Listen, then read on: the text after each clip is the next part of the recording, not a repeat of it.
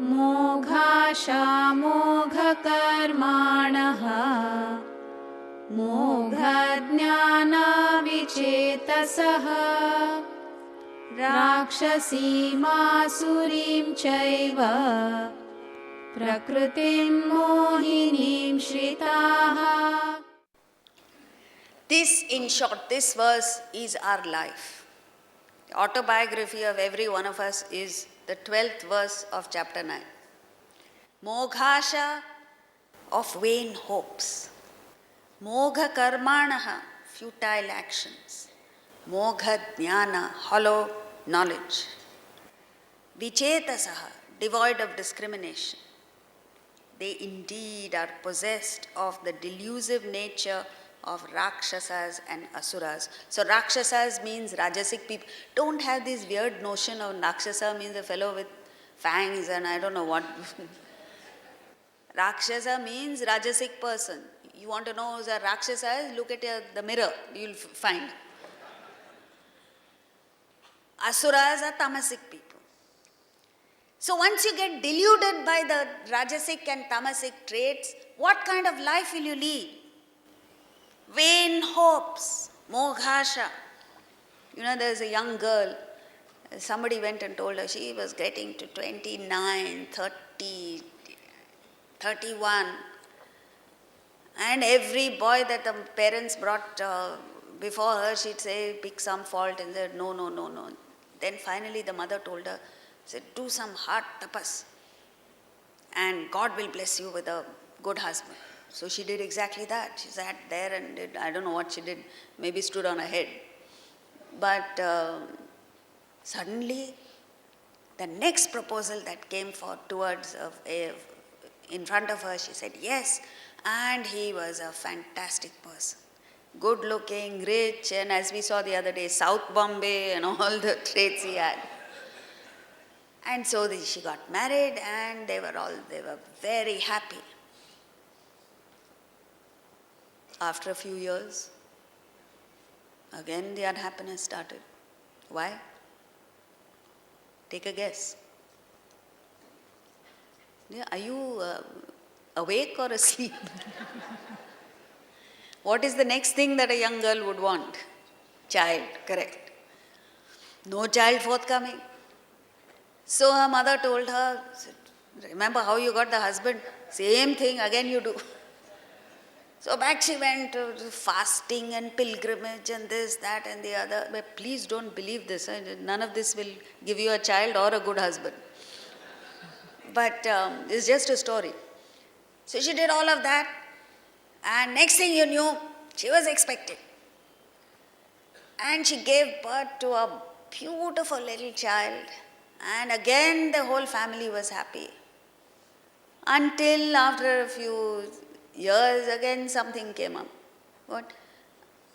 Attention deficit disorder.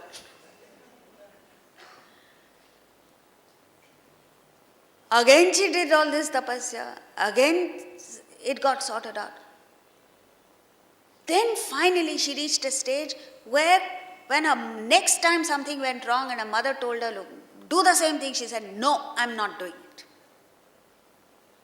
Why are you not doing it? The mother asked. She said, not because I don't believe in it, not because I don't believe that the problem will get sorted out. But my problem is, I just don't know what I want. And so, until I come to the conclusion, come to realize what I want, I'm not going to ask. Because what do you ask for if you don't know what you want? The day we realize that, we understand, vain hopes, moghasha. We just keep asking, it's like a child. When the child is hungry, a little kid, the child doesn't understand it's hungry. And therefore it starts throwing tantrums. It asks for this, that, it asks for this toy, it asks for that. And the maid and the grandmother and everybody gives it. The little child makes everybody dance around him. And they give him whatever he asks for. He keeps quiet for a minute, again starts crying. Until the mother comes back. And the mother does something fantastic. that appeases the child. So there the child is saying, I want this elephant, toy elephant. So what the mother does is, before giving the elephant, the mother goes into the kitchen, quickly rustles up something, and comes back with a plate of food and the elephant. And to that crying child who's asking for the elephant, she gives the elephant.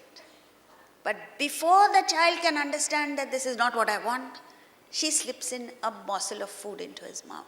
And that is what appeases him. So friends, you and I are running around asking for this, that and the other. That's not what we want. What we want is spiritual food, a sense of fullness. And the Gita, that's why the Gita, Bhagavad Gita is called Mother, because only the mother understands exactly what the child needs. And we are all like children throwing tantrums, asking for this, that and the other. The Gita gives us, all right, you're asking for money, you're asking for success, you're asking for celebrity status, you're asking for this, that and the other. Have it. It gives us the formula for success. But before we come to understand that this is not what we want, the Krishna slips in spiritual food, and it is that which really satisfies us. Mogha karmanaha, futile actions.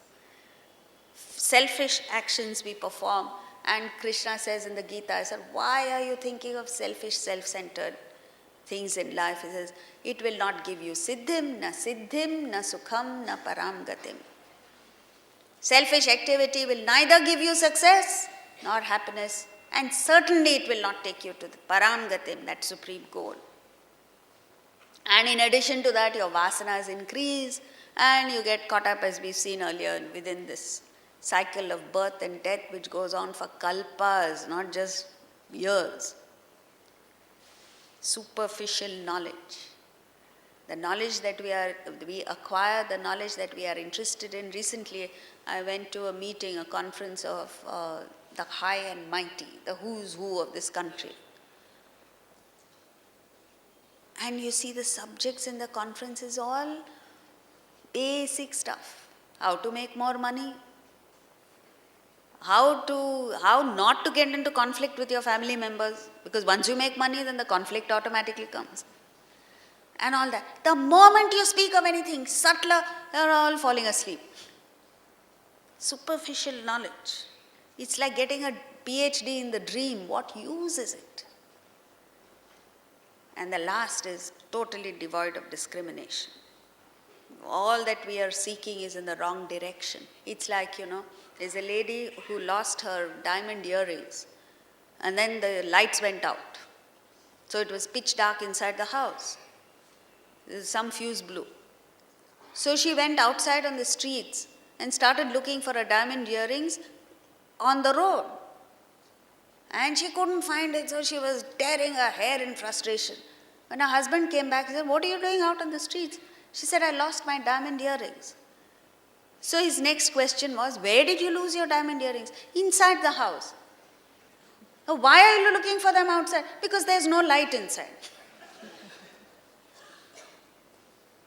Take a candle inside, you'll find it. Completely devoid of discrimination. This is our life. Possessed of the delusive nature of Rakshasas and Asuras, possessed of the delusive nature of Rajas and Tamas, we are running around in circles. Next verse.